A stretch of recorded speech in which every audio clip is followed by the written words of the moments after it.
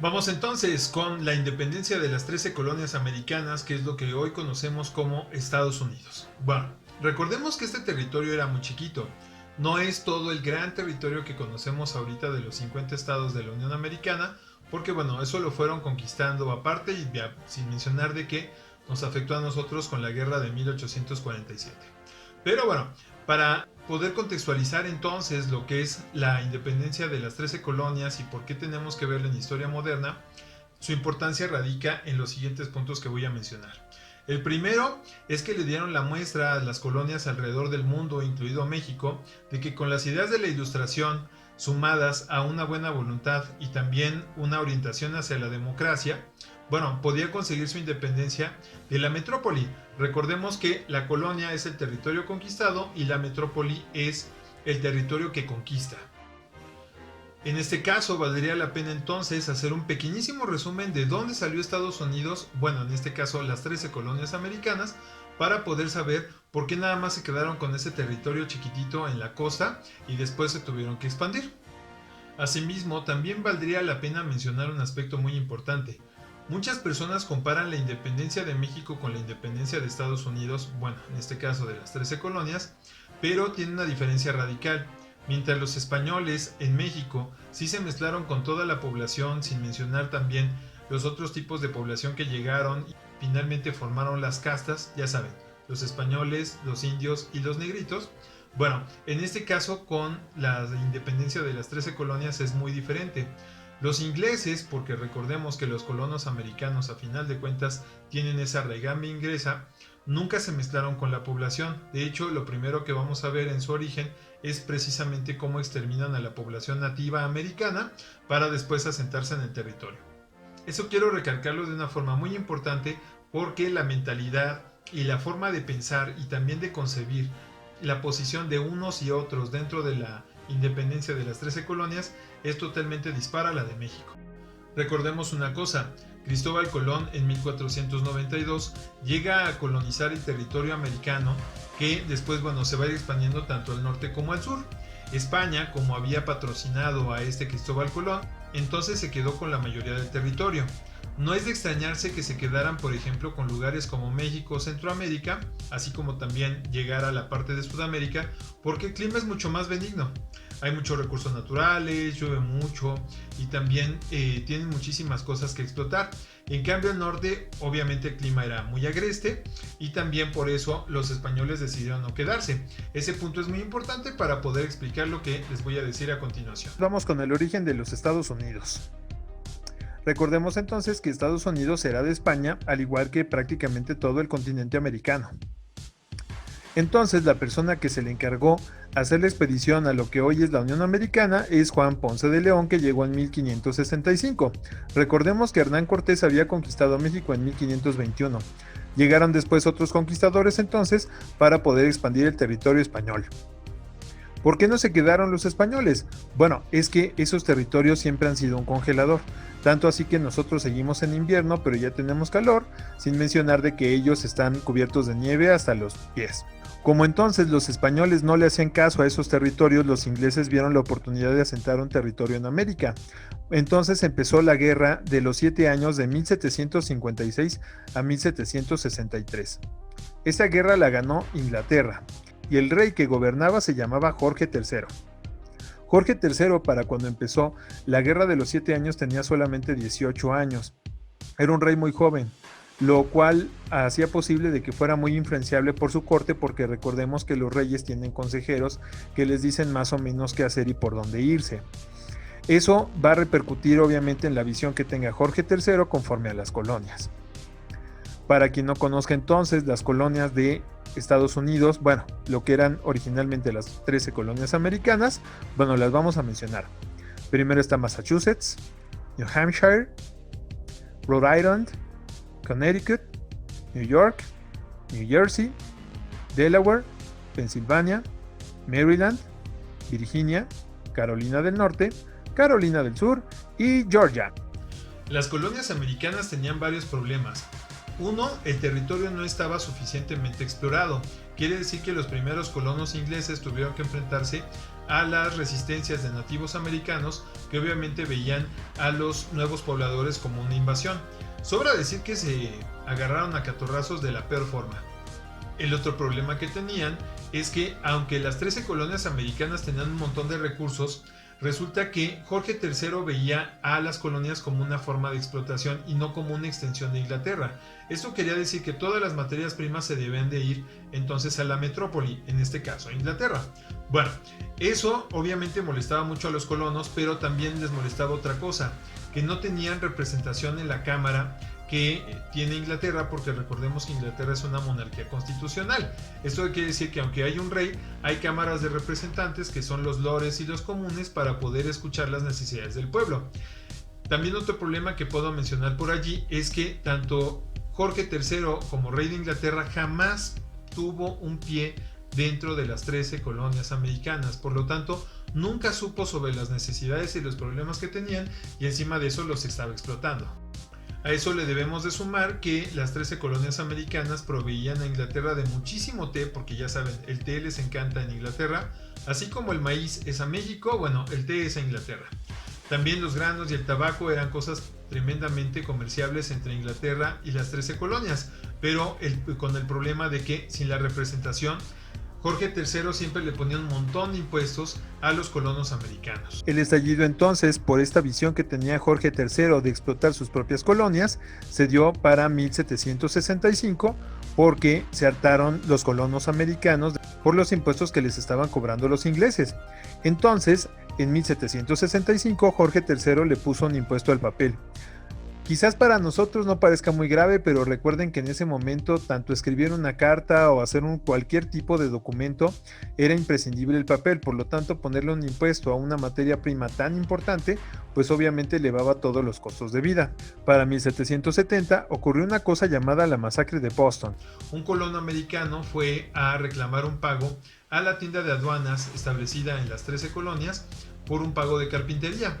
Un soldado inglés lo increpó y entonces lo golpeó.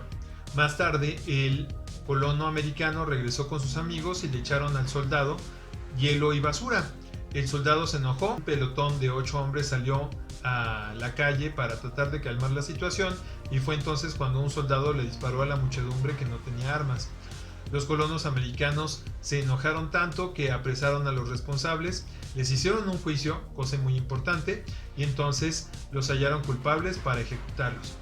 Los soldados ingleses no tuvieron de otra más que regresar a Inglaterra para informar lo que había sucedido, y ahí es cuando se prendieron las alarmas. Para 1773 ocurrió un hecho bastante particular llamado el Motín del Té. En el Motín del Té resulta que Jorge III le permitió hacer negocio a los comerciantes de té de la India, porque recordemos que la India también era una colonia inglesa, poder vender el té que producían en las 13 colonias. Esto provocó una competencia comercial entre los colonos americanos y los comerciantes que venían de la India. En este caso, los colonos se enojaron tanto que para no tener que competir con los comerciantes ingleses de la India que estaban tratando de meter su producto a las 13 colonias, se disfrazaron de indios y entonces tiraron 45 toneladas de té al mar. Este hecho fue muy importante porque se da cuenta Jorge III de que las 13 colonias tienen un pensamiento propio. Para ese momento, los colonos americanos se dan cuenta de que necesitan mentes más grandes para poder configurar un plan, porque para ese momento, el hartazgo era general, pero no se sabía exactamente a dónde querían ir. Entonces, resulta que vienen los famosos padres fundadores de la Unión Americana. En este caso podemos mencionar a 3 políticos y un militar, que son los que les voy a explicar a continuación. Conozcamos entonces a las mentes maestras detrás de lo que era la independencia de las 13 colonias americanas. El primero, un militar muy importante y probablemente el más arrojado dentro de toda la milicia de las 13 colonias en contra de Inglaterra, es el famosísimo George Washington. Tanto así que la capital se sigue llamando de esa forma, y él fue presidente de los Estados Unidos en algún momento. Después vino Benjamin Franklin, que aparte de inventor y abogado, era un tremendo pensador político, al igual que su buen amigo y también abogado John Adams, y un tremendo redactor como lo era Thomas Jefferson. Había que decidir si quedarse como súbditos de Inglaterra y ser una colonia autónoma, o sea que tomara sus propias decisiones pero todavía depender de la corona inglesa, o que fueran un país totalmente diferente. Eso con los años se fue fraguando, no fue una cosa instantánea que pensaran en Estados Unidos como una sola nación, sino que fue un plan que fue saliendo de forma subsiguiente ante la posición de Jorge III que no cedía. El primer Congreso Continental, entonces, o sea, donde se juntan Benjamin Franklin, Thomas Jefferson y John Adams, sucedió en 1774. Ahí Thomas Jefferson le propone al Congreso Continental que se forme un ejército. Por lo tanto, Inglaterra, al conocer esta determinación de las 13 colonias, entonces le declara la guerra a las 13 colonias a su vez en 1775. John Adams entonces, al ver que la guerra era inminente, le da entonces el mando al general George Washington. Los primeros enfrentamientos se dieron en Massachusetts, sobre todo en el área de Boston. También hubo enfrentamientos en Arlington y en Lexington, pero principalmente en esta zona. La situación ya era insostenible. Se armó entonces un segundo Congreso Continental, obviamente liderado por Adams, Franklin y Jefferson, y entonces toma la decisión de redactar el 4 de julio de 1776, a través de la mano de Adams y Jefferson, la famosa Acta de Independencia. Las frases más importantes del Acta de Independencia dicen así: nosotros, los representantes de los Estados Unidos de América, reunidos en Congreso General, acudimos al Juez Supremo del mundo para hacerle testigo de la rectitud de nuestras intenciones. En el nombre y con el poder del buen pueblo de estas colonias, damos a conocer solemnemente y declaramos que estas colonias unidas, que por derecho son y han de ser estados libres e independientes. Cosa que nosotros también tenemos en común con los estadounidenses, es que proclamamos el inicio y no el final de la lucha armada. Y bueno, entonces les voy a explicar cómo se peleaban.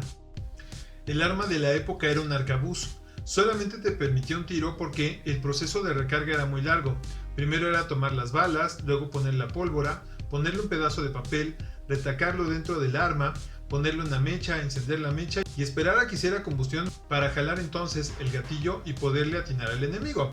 El problema de esa arma es que era sumamente imprecisa porque las balas, que por cierto eran hechas a mano, salían en forma de explosión, no como un tiro directo. Entonces resulta que los hombres se formaban en hilerita para poder recibir un disparo del enemigo y entonces el enemigo también recibía un disparo tuyo para después encontrarse en una lucha cuerpo a cuerpo.